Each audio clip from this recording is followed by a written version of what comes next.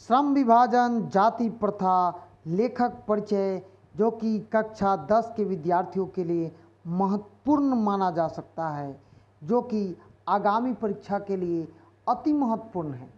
तो चलिए, श्रम विभाजन और जाति प्रथा शीर्षक पाठ के लेखक भीमराव अंबेडकर, यहाँ पर उनके जन्म, शिक्षा, महान कार्य, उपलब्धि, व्यक्तित्व, रचना, भाषण आदि के बारे में सरल शब्दों में और क्रमबद्ध जानकारी मैं आपको न्यू एजुकेशन पॉइंट के तरफ से दूंगा। तो भीमराव अंबेडकर के जीवन का संक्षिप्त ज्ञान। तो इनका जन्म हुआ था 14 अप्रैल 1891 में।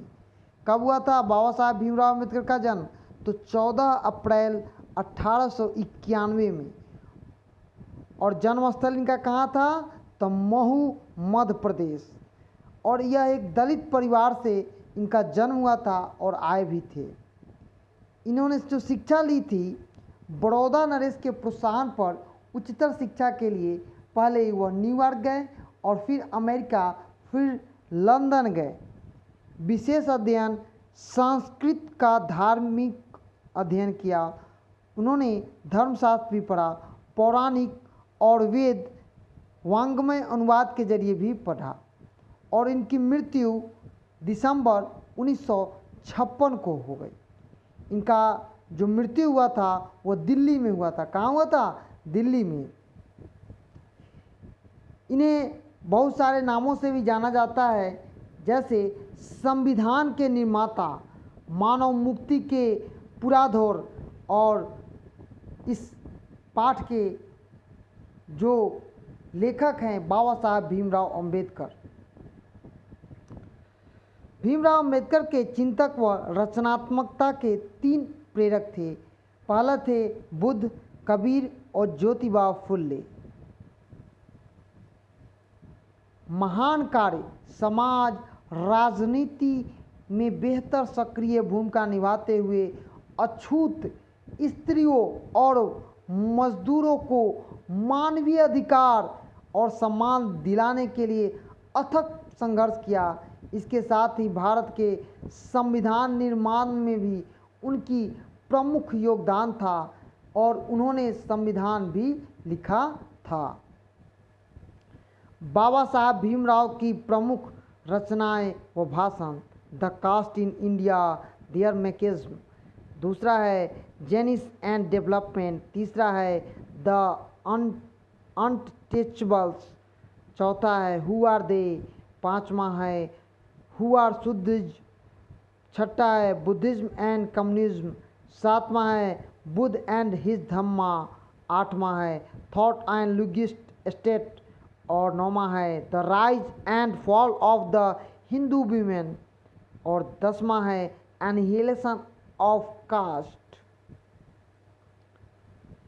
रचना विशेष: भीमराव अंबेडकर का हिंदी में संपूर्ण वाङ्मय भारत सरकार के कल्याण मंत्रालय द्वारा बाबा साहब भीमराव अंबेडकर वाङ्मय नाम से 21 खंडों में प्रकाशित हो चुका है। कितने खंडों में?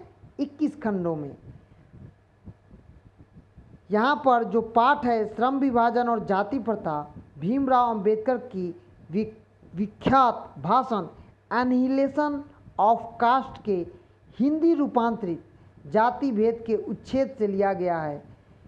और एनिहिलेशन ऑफ कास्ट का हिंदी रूपांतरण किसने किया था? तो ललई सिंह यादव ने किया था। और जाति भेद का उच्छेद नाम से भी इसको हम जानते हैं। श्रम विभाजन, जाति प्रथा।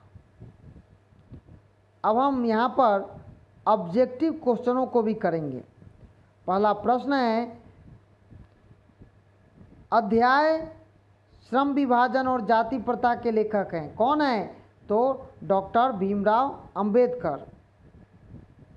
दूसरा प्रश्न है, अध्याय श्रम विभाजन और जाति प्रथा निम्न में से किस भाषण का संपादित अंश है? तो कौन होगा? Annihilation of cast.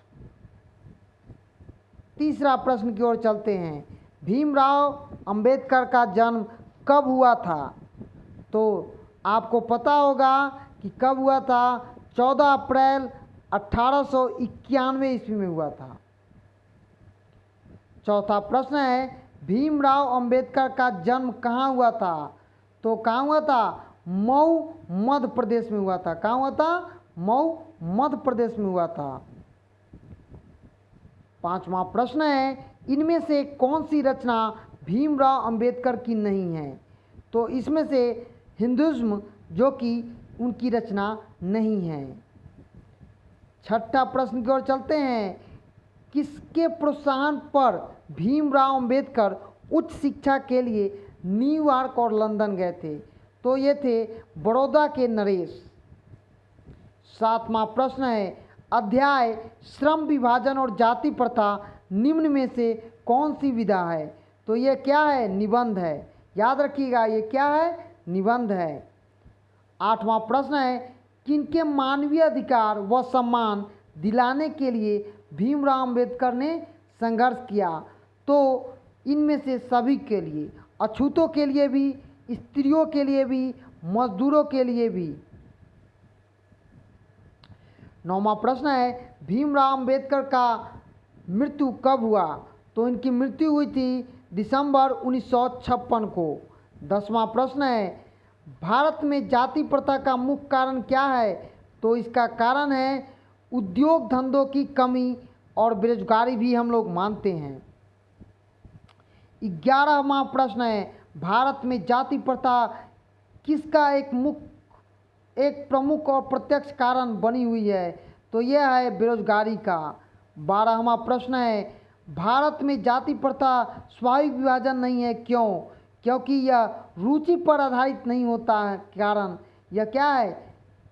बेरोजगारी का प्रमुख कारण बन जाता है।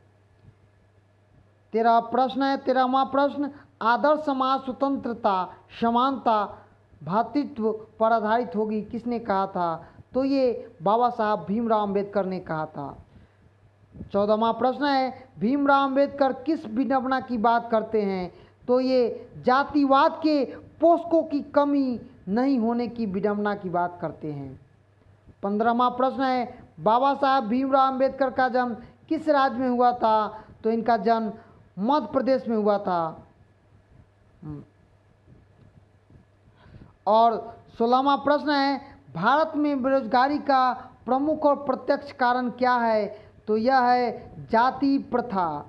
17वां प्रश्न है, लेखक के अनुसार भारत की जाति प्रथा की विशेषता है, क्या है यह? तो उपरोक्त सभी, यह श्रम विभाजन के साथ साथ श्रमिक का भी विभाजन का रूप ले लेता है। दूसरा है, श्रम विभाजन मनुष्य की रुचि पर निर्भर नहीं करता है, और आप जानते हैं कि गर्भधारण के समय ही मनुष्य का पेशा निर्धारित कर दिया जाता है। 18वां प्रश्न है, लोकतंत्र शासन की एक पत्ती ही नहीं है, लोकतंत्र मूलतः सामूहिक दिनचर्या की एक रीति तथा समाज में सम्मिलित अनुभवों का आदान प्रदान का नाम है। किसने कहा था? तो बाबा साहब भीमराव अंबेडकर ने कहा था। 19वां प्रश्न है, लेखक के अनुसार हिंदू धर्म की जाति प्रथा किस व्यक्ति को कौन सा पेशा चुनने की अनुमति नहीं देता है? तो आपको पता होगा, व्यक्ति के पैतृक पेशे को, मतलब उसका पिता अगर कोई काम करता है तो बेटा वही काम करे, ये संभव भी है, नहीं भी है। 20वां प्रश्न है, निम्नलिखित में से किस पाठ के लेखक भीमराव अंबेडकर हैं? तो श्रम विभाजन और जाति प्रथा। 21वां प्रश्न है, इनमें से किस भारतीय संविधान का निर्माता कहा जाता है? तो बाबा साहब भीमराव अंबेडकर को संविधान निर्माता भी कहा जाता है।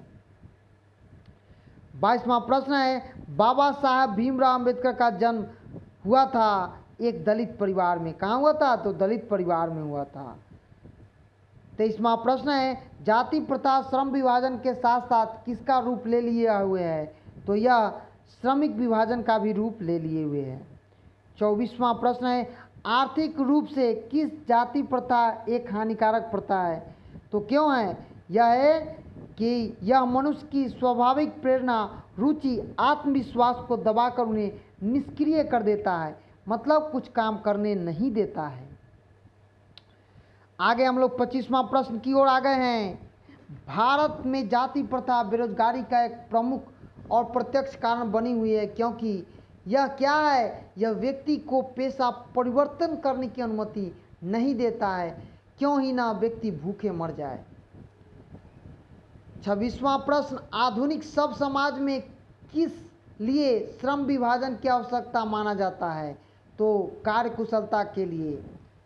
आगे 27वां प्रश्न, भीमराव अंबेडकर के विख्यात भाषण एनिहिलेशन ऑफ कास्ट के हिंदी रूपांतरण किसने किया था? तो ललई सिंह यादव द्वारा इसे हिंदी रूपांतरित किया गया था। 28वां प्रश्न है, भीमराव अंबेडकर के विख्यात भाषण एनिहिलेशन ऑफ कास्ट का हिंदी रूपांतरण का नाम है क्या है? जाति भेद का उच्छेद। आगे है 29वां, बुद्ध एंड हिज धम्मा लेखक कौन है? तो भीमराव अंबेडकर हैं। इनमें से किस पुस्तक के लेखक भीमराव अंबेडकर हैं? The rise and fall of the Hindu women. Baba Saheb Bhimrao Ambedkar का मृत्यु कहाँ हुआ था? तो इनका मृत्यु दिल्ली में हुआ था। कहाँ हुआ था? दिल्ली में हुआ था। द अनटचेबल्स के लेखक कौन है? तो ये भीमराव अंबेडकर हैं। मानव मुक्ति के पुरोध किसे कहा गया है? तो बाबा साहब भीमराव अंबेडकर को कहा गया है। 34वां प्रश्न है, प्राथमिक शिक्षा के बाद भीमराव अंबेडकर उच्च शिक्षा के लिए कहाँ जाते हैं?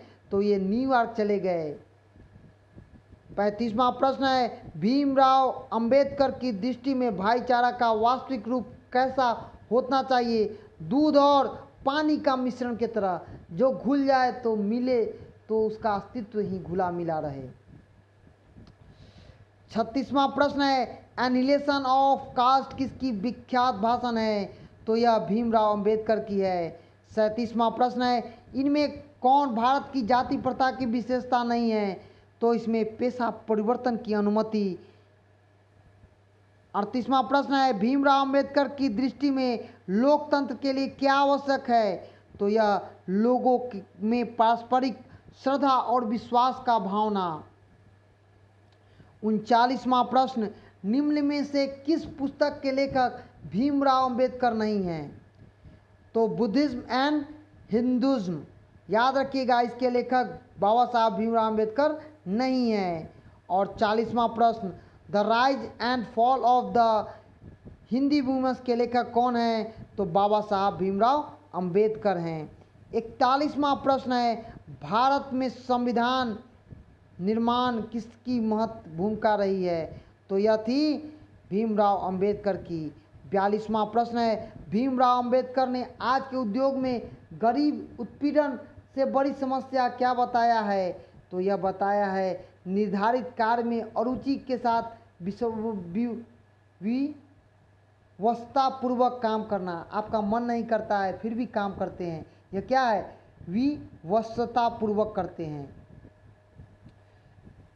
43वां प्रश्न है, भीमराव अंबेडकर ने सच्चे लोकतंत्र की स्थापना के लिए क्या आवश्यक माना है?